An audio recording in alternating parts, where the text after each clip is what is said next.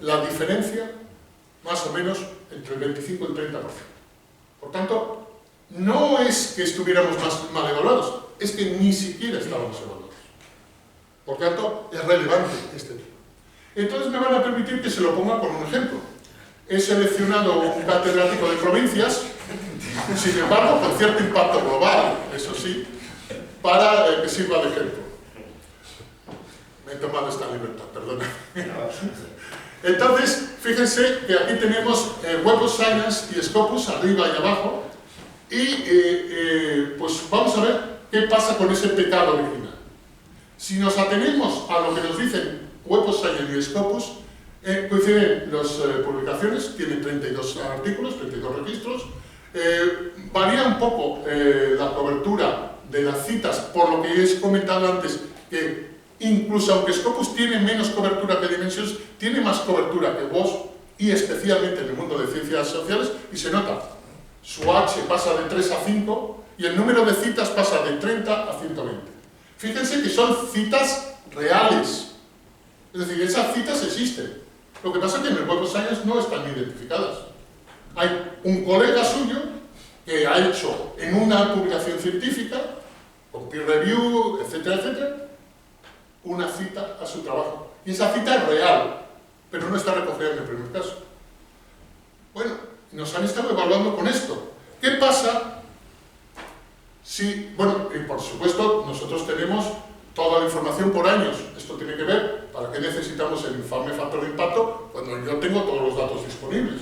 Ahí tienen la distribución por año de todos sus artículos, en qué momento han sido citados más, cuál es la ventana de citación de cada uno de ellos. Esto está, esto me costó 2 minutos hacerlo.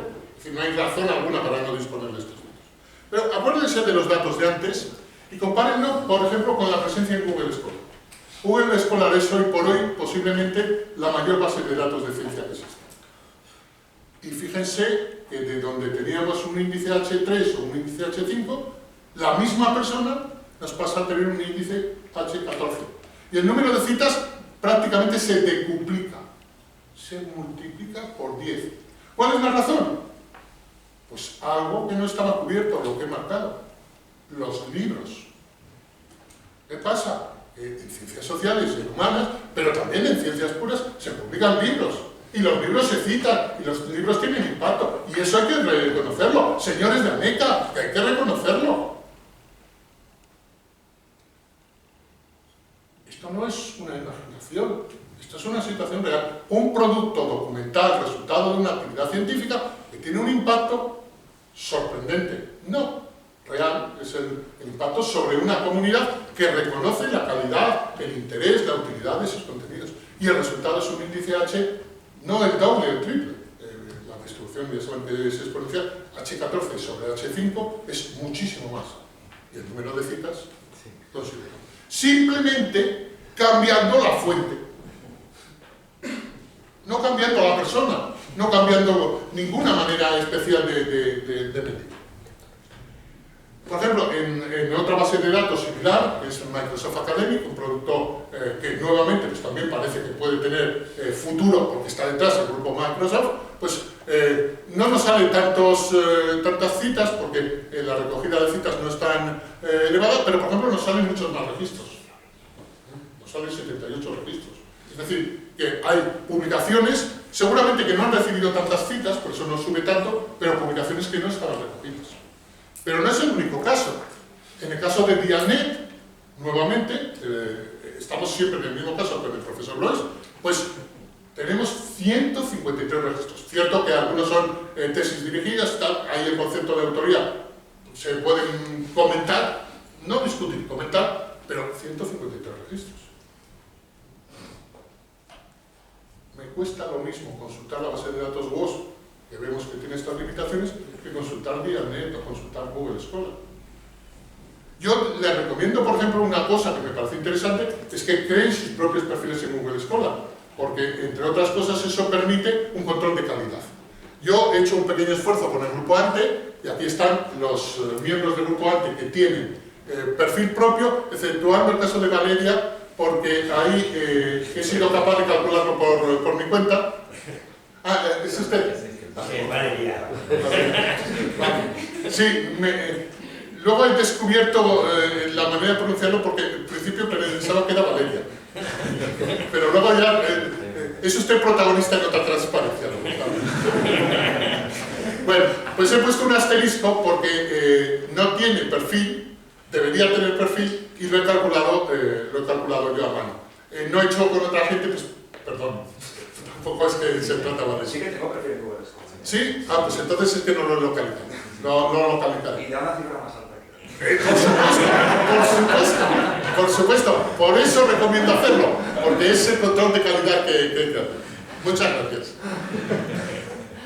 Bueno, pues del mismo modo que existen otras fuentes, existen otras métricas. Hay una colección de métricas enorme. ¿Y Academia Edu? Bueno, Academia Edu, primero de todo, es un sistema que no tiene buenas métricas.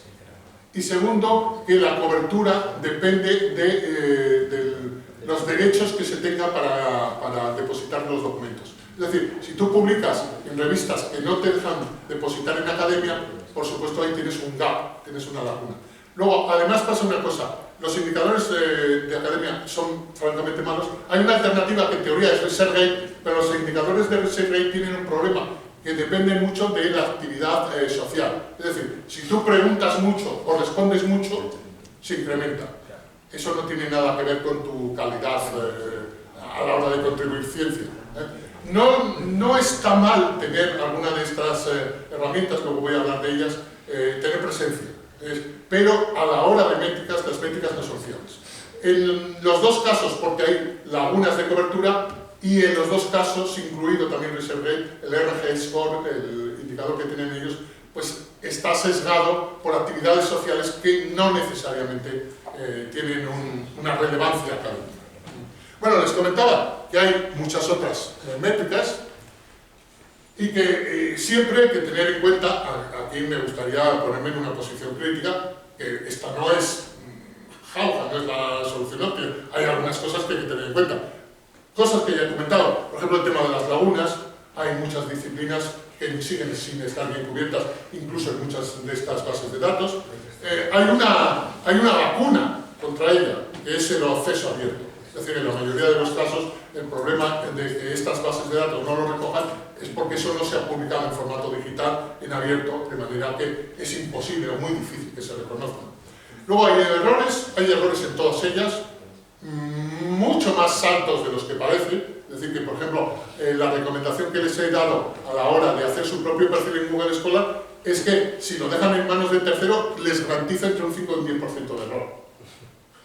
Si lo hacen ustedes mismos, saben que tienen ahí un control de calidad. Por supuesto, sobre la base de una honradez, una honestidad a la hora de hacer el perfil. Pero eso también puede tener consecuencias negativas si no se tiene ese tipo de honradez.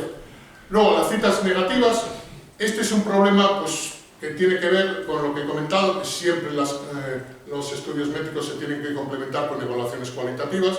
Hay que tener un comité de expertos que sepan reconocer que algunas de las citas son de ese carácter, son negativas.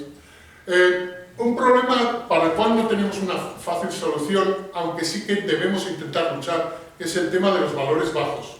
Cuando no un trabajo individual, sino un trabajo personal o una disciplina tiene pocas citas, la cuestión es, ¿se trata de mediocridad o es más bien una minoría? Es un grupo minoritario. Esto no es tan frecuente aquí en Europa, pero por ejemplo en Latinoamérica sí que es un problema, porque hay áreas muy especializadas, por ejemplo estudios indígenas, pues que pues ahí plantean algunos problemas. De todos modos, yo siempre digo que este es un problema un poco artificial, porque muchos de esos estudios minoritarios son por diseño, igual diseño incorrecto. Me voy a explicar. Yo utilizo aquí la palabra blocar. Por ejemplo, cuando uno hace estudios indígenas en Ecuador, pues si solo hace los estudios indígenas en Ecuador, su audiencia potencial es ecuatoriana.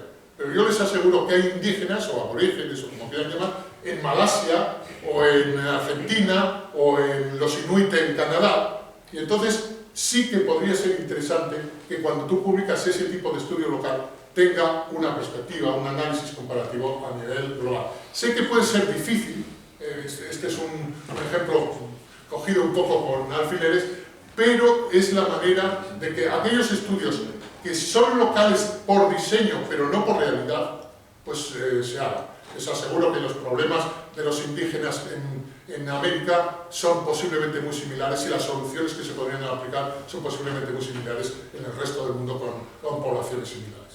Entonces, bueno, pues ese es un tema. Luego hay algunas cosas como las bellas durmientes, pues el caso típico, pues el de Mendel, el monje austriaco estuvo a finales del siglo XIX cruzando guisantes y luego casi 40 años después se descubrió que había sentado las bases de la genética moderna. Bueno, pues se empezó a citar mucho más, ese es el tema de las bellas durmientes. Y luego el tema de las autocitas, bueno, pues lo de siempre, pues todo depende un poco del estatus. Se puede entender que una autocita es correcta en un senior que está desarrollando un trabajo, un junior que abuse de las autocitas, pues lo tiene muy mal conmigo si yo caigo en ese comité, que no sé. Bueno, y por supuesto no solo métricas. Aquí me gustaría destacar algunos temas que yo no sé por qué se ignoran, porque tienen consecuencias individuales importantes. Entre las cosas de contexto que yo me gusta señalar, la edad académica. ¿Qué es la edad académica? La edad académica es los años entre tu lectura o defensa de tesis o tu primera publicación y el año actual. La edad académica no es algo automático.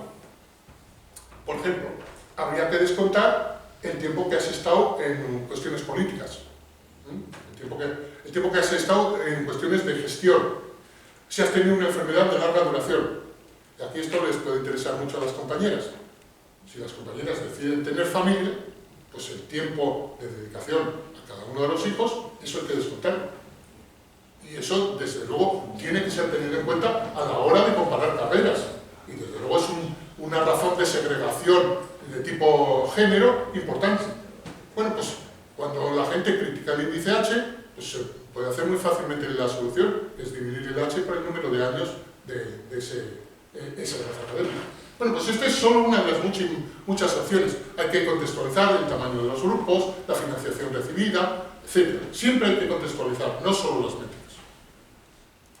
Aquí les he desarrollado pues, el tema de la edad académica, el tema de las disciplinas. Por ejemplo, las disciplinas del propio WOS son absurdas. Les he comentado que en mi instituto tenemos economistas. Es un problema enorme, porque son Q1 todas las revistas de macroeconomía. Todas las revistas de economía agraria, por ejemplo, nunca van a llegar a ser Q1. ¿Por qué? Porque están clasificadas en el mismo grupo. Entonces, tú puedes ser el mayor revolucionario en cuanto a ciencia agrícola, ciencia económica agrícola, y sin embargo nunca vas a poder publicar en una Q1. ¿Por qué? Porque la clasificación está hecha de tal manera que eso se excluye. Ese tipo de cosas hay que quizá no tan frecuente en ciencias sociales, donde no hay multiautoría, o mejor dicho, hiperautoría, pero hay que tener también cuidado con eso. Sobre todo a los juniors les diría que hay que cuidar el tema de cuando uno es líder. Líder es un concepto nuevo que se está utilizando para identificar el autor principal. El autor principal puede ser el primer o el último autor funciona a veces en medicina, o el autor de correspondencia. Yo les hago un consejo, si su jefe, que no nos está oyendo ahora, pues insiste siempre en ir como primer autor, al menos pidan ir como autor de correspondencia, autor de contacto. De esa manera, pues todos ganamos. Yo no suelo firmar de primer autor, no tiene sentido. Quiero decir, esto es consejo para los seniors, para que tengan un buen trato. Bueno, algunos ejemplos de la segunda parte que he comentado. No solo múltiples indicadores, sino indicadores relativos. Frente a lo que hemos visto hasta ahora, que eran indicadores que descontextualizaban, uno de los indicadores que se utiliza es el indicador que se llama referencia, que es un indicador en realidad del percentil. Es decir, que es número de artículos que está entre el 10% más citado. Bueno, este lo he puesto en el 10%, pero en algunos países ya se está hablando incluso del 1%. Fíjense qué detalle a nivel institucional, que se puede ver muy bien, que esto he cogido una serie de institutos de investigación biomédica españoles, y verán que, por ejemplo, la columna superior es el total, pues 5.000 artículos en el primer caso del Instituto de Investigación de Belviche, el ITIPAPS, el de antes, y vemos que 1.200 están en el 10% más citado. que corresponde, por supuesto, a mucho más de lo esperado. Lo esperado, que si tienen 5.000, serían 500, el 10%. Vemos que en realidad es 120% más. Y para el resto de las instituciones pasa lo mismo. Pues, por ejemplo, en el segundo caso, el IRB de Barcelona, pues tiene 2.400, que corresponderían a unos 250 dentro del 10%, pero sin embargo dentro del 10% está el doble, 550. Bueno, esto es un indicador relativo, pero que nos está indicando que para ese criterio de excelencia está por encima de lo esperado. Por tanto, es un indicador interesante. Se puede hacer a nivel institucional, y me van a disculpar que lo haga a nivel individual con un ejemplo que conozco muy bien, pues que soy yo, metido en ustedes, y que es muy fácil de hacer. Por ejemplo, aquí estoy utilizando Scopus en su implementación en el SJR, y ven que España ha producido casi 4.000 artículos en ese periodo, en ese año en realidad, en temas de información y documentación, y mi contribución es el 1,4%. Sin embargo, recibo más citas que la media, porque recibo el 1,6% de citas. Cuando hago el balance en porcentajes, mi ratio de citas por artículo es de 7,71, que representa el 115%. España, en su conjunto, tiene un índice H de 59, quiere decir que hay 59 artículos que han recibido 59 o más citas, y yo tengo una que tiene más de 59 citas. Represento el 1,7% de España.